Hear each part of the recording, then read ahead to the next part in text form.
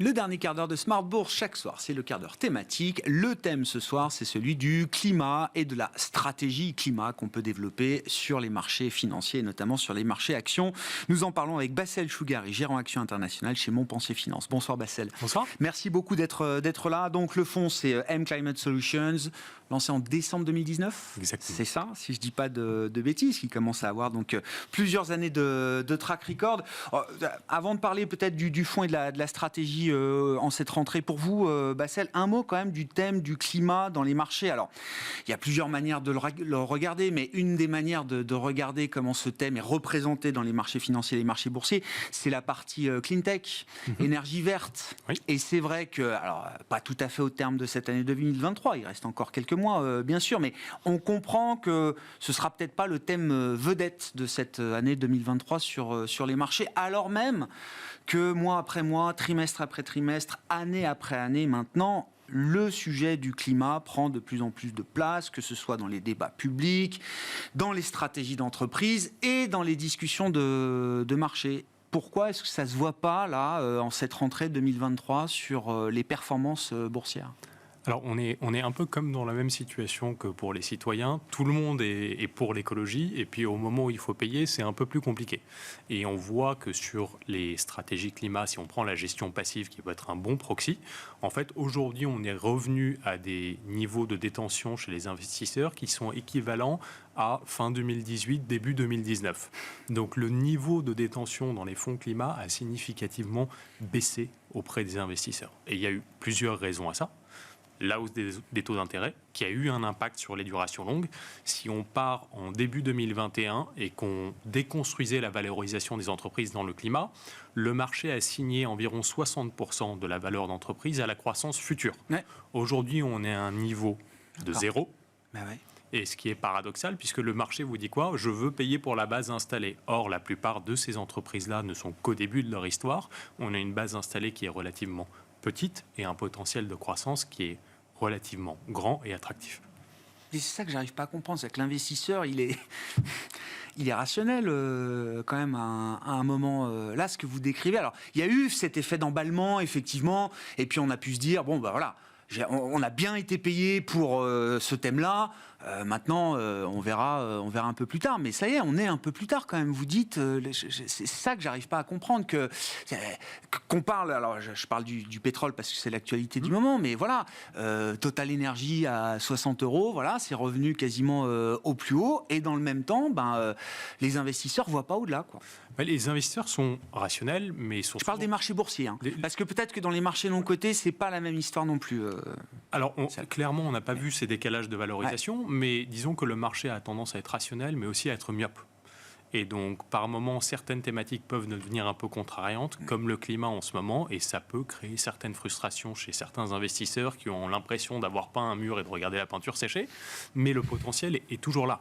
Et les raisons sont relativement simples. Il y a les taux d'intérêt qu'on a évoqués, les durations longues, et ça a fait quoi ? Ça a créé un marché qui, pendant une bonne période aujourd'hui, s'est déporté vers des valeurs comme les financières, qui bénéficiaient de cette hausse des taux d'intérêt, comme les pétrolières, puisqu'en fait, il y a un effet de levier opérationnel mécanique qui est très significatif quand les prix du pétrole montent. Et donc, on s'est retrouvé avec des entreprises qui avaient des valorisations relativement faibles, puisque le pétrole et les financières avaient été délaissés pendant des années, mais avec des profils de croissance qui s'approchaient de ceux de la thématique climat. Ce qui était vrai à court terme. Structurellement, c'est un autre débat. Ouais. Ça sera compliqué, à moins d'espérer que les prix du pétrole augmentent de 10 à 15% par an. Il y a un moment où l'équation devient un peu complexe. Mais si on regarde le monde n'a jamais consommé autant de pétrole. Mais le monde n'a jamais déployé et utilisé autant de renouvelables non plus. Ouais. C'était le chiffre là, qu'on citait hier. La Chine va déployer cette année plus de 200 gigawatts de puissance de panneaux solaires. C'est plus que ce qu'on a fait dans l'ensemble du monde l'an dernier, quoi. Il y a quand même, voilà, et à la fois, la Chine n'a jamais consommé autant de pétrole, de produits distillés et de métaux, etc. Mais c'est pareil sur l'éolien. Vous avez un acteur en Chine qui s'appelle Goldwind aujourd'hui. Et en fait, Goldwind, cette année, est passé devant Vestas, qui était le leader de l'éolien. C'est devenu le numéro 1 mondial en termes de production. Et Goldwyn est inconnu chez nous parce que 95% de leur production est destinée au marché domestique. Oui, ils ont la taille critique sur leur propre marché. À propos d'éolien, qu'est-ce qui s'est passé avec l'éolien offshore coté en Europe notamment, coup sur coup? On a eu un gros plomb sur Siemens Energy, je crois que c'était au mois de juillet, fin juin. Grosse baisse avec l'activité, alors Gamesa à l'époque, mais intégrée aujourd'hui chez Siemens Energy, qui est l'activité éolien offshore. Et puis quelques semaines après, alors au mois d'août, c'est Ørsted, la star danoise, ou en tout cas une valeur emblématique de la thématique de la transition à Copenhague. Là aussi, pareil, qui se prend un sacré pain. Et visiblement, c'est le sujet de l'éolien là qui se retrouve en tout cas dans ces deux histoires. C'est quoi les histoires spécifiques? Est-ce qu'il y a une lecture un peu générale à faire de ce segment de l'éolien offshore aujourd'hui, Bassel? Alors, partiellement. Il y a quand même des composantes qui sont très spécifiques. Si on commence par Siemens Energy, et donc on parle de Gamesa, Gamesa est le leader mondial de l'offshore. Et Gamesa a également une activité onshore. Et sur l'activité onshore, ça faisait bientôt 2 ans qu'ils avaient des problèmes avec leur technologie d'éolien. Et donc, ils avaient des rappels en permanence et ça leur coûtait beaucoup d'argent. Et ce phénomène a continué. C'est à peu près la moitié de la provision qu'un Gamesa a dû passer.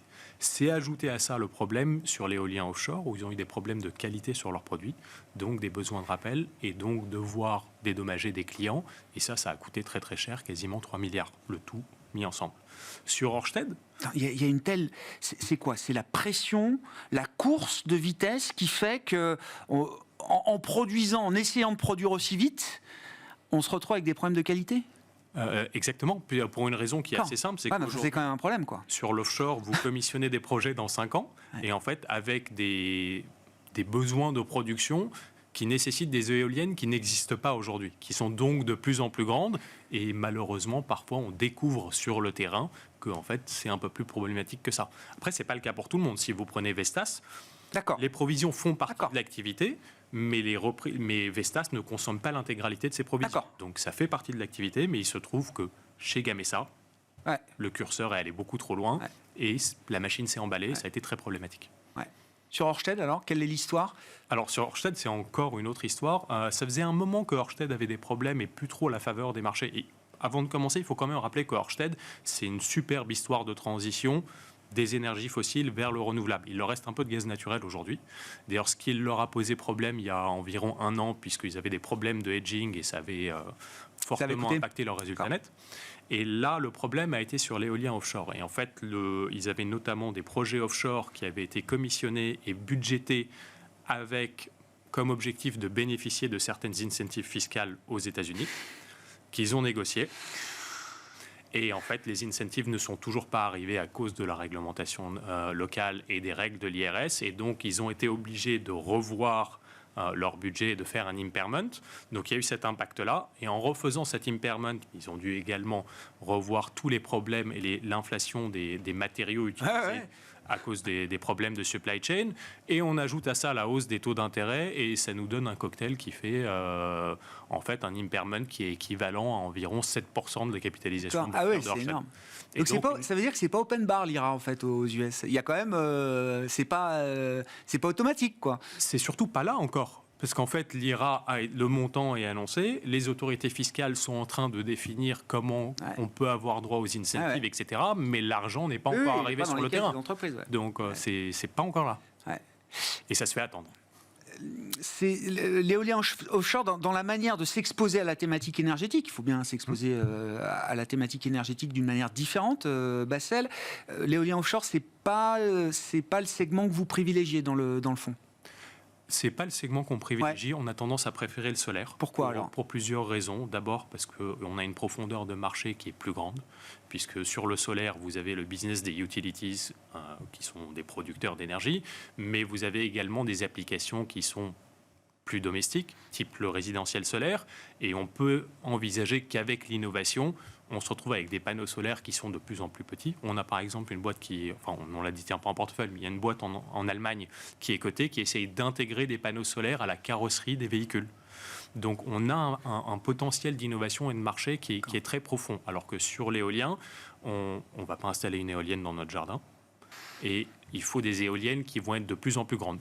Plus les problèmes de qualité. Donc, on a plutôt tendance à jouer la thématique de l'éolien, par exemple, avec des acteurs comme Nexans, sur le côté des câbles. Grid. on a le câble et on laisse un peu de côté le problème de qualité des pannes. Je voyais aussi, là, je regardais le dernier reporting mensuel du fonds M-Climate Solutions, et je voyais donc tous les gérants sont obligés de publier le top 10, enfin, ou en tout cas les plus grosses positions du fonds, et je tombe sur Nvidia. Oui. Quel est le... Non mais, du coup, il y a quelques mois, quelques années en arrière, je ne sais même pas si je l'aurais relevé. Aujourd'hui, évidemment, il faut m'expliquer, dans le cas d'investissement Nvidia, dont tout le monde parle aujourd'hui, qu'est-ce qui vous intéresse justement dans le cadre d'une stratégie climat, Bassel ? Plein de choses. Alors Nvidia est là depuis le lancement du fonds. C'était avant la mode de l'intelligence artificielle. Et forcément, elle s'est mécaniquement retrouvée dans le top 10, puisque vous avez vu la performance cette année. Et en fait, il y a plusieurs choses dans Nvidia. Et notamment, on est dans un monde, ça ne vous échappe pas, on parle d'intelligence artificielle, on parle d'électrification. Et en fait, les besoins en électricité dans le monde ont tendance à croître environ 10% au-dessus de la croissance du PIB mondial. Donc on a besoin de plus en plus d'électricité. Et l'efficience énergétique, ce n'est pas uniquement la manière dont on produit l'énergie, mais également la manière dont on la consomme. Intelligence artificielle, typiquement, on a besoin de serveurs. Les serveurs Nvidia, qui utilisent de l'équipement Nvidia, consomment 30% d'énergie en moins. Le machine learning, pour faire l'intelligence artificielle, il faut apprendre aux machines, et grâce aux outils Nvidia, vous réduisez la consommation d'énergie d'environ 5 fois. Donc il y a un volet efficience énergétique qui nous intéresse, mais il y a un autre volet qui est extrêmement important et qui est aussi lié à l'intelligence artificielle, c'est la voiture électrique et la voiture autonome. Et aujourd'hui, les solutions de Nvidia permettent en fait d'apprendre à la voiture de comprendre où elle se promène, quels sont les différents obstacles, quand freiner, quand s'arrêter, comment optimiser l'utilisation de l'énergie de la batterie. Il y a ensuite toute la partie infotainment et donc tout ce qui est logiciel dans la voiture. Et donc ça, c'est des besoins qui sont de plus en plus croissants. J'avais pas en tête que Nvidia, dans les industries et les secteurs que Nvidia adresse, j'avais pas en tête que l'automobile et la mobilité étaient un secteur important. Alors, c'est non seulement un secteur important, mais c'est un secteur important avec des clients importants. Aujourd'hui, Nvidia va travailler avec Mercedes, par exemple, dans les gros acteurs. Ils vont également travailler avec Volvo. Ça, c'est pour les acteurs connus. Mais ils vont aussi également travailler avec les champions chinois comme BYD ou NIO. Donc, c'est un segment de croissance qui est important pour eux. Et quand on dit voiture autonome, la voiture autonome, en fait, est une voiture intelligente qui ira chercher ses données quelque part. Et ce quelque part est un serveur. Et ce serveur, ça sera Nvidia aussi.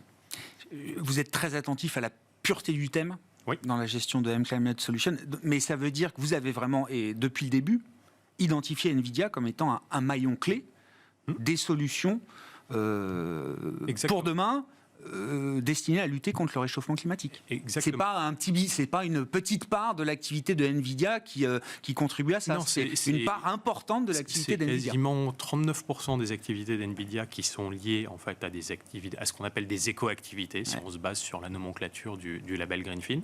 Et ensuite, sur cette thématique de la pureté, dans le label Greenfin, il y a 3 grandes catégories d'entreprises. Les parts vertes élevées, plus de 50% du chiffre d'affaires dans des éco-activités, intermédiaires de 10 à 50% et faibles jusqu'à 10%. Nous avons fait le choix de ne pas utiliser les parts vertes faibles et on est quasiment structurellement investi à environ 70% de parts vertes élevées et environ 30% de parts vertes intermédiaires et toujours 0% d'exposition aux énergies fossiles. Et ça, c'est quelque chose de très important pour nous. Merci beaucoup Bassel. Merci d'être venu nous parler du thème du climat et de la manière d'appréhender ce thème sur les marchés boursiers à travers la stratégie que vous pilotez, que vous copilotez avec Nicolas Kieffer chez Montpensier Finance. Le fonds s'appelle M-Climate Solutions. Vous êtes gérant action internationale chez Montpensier.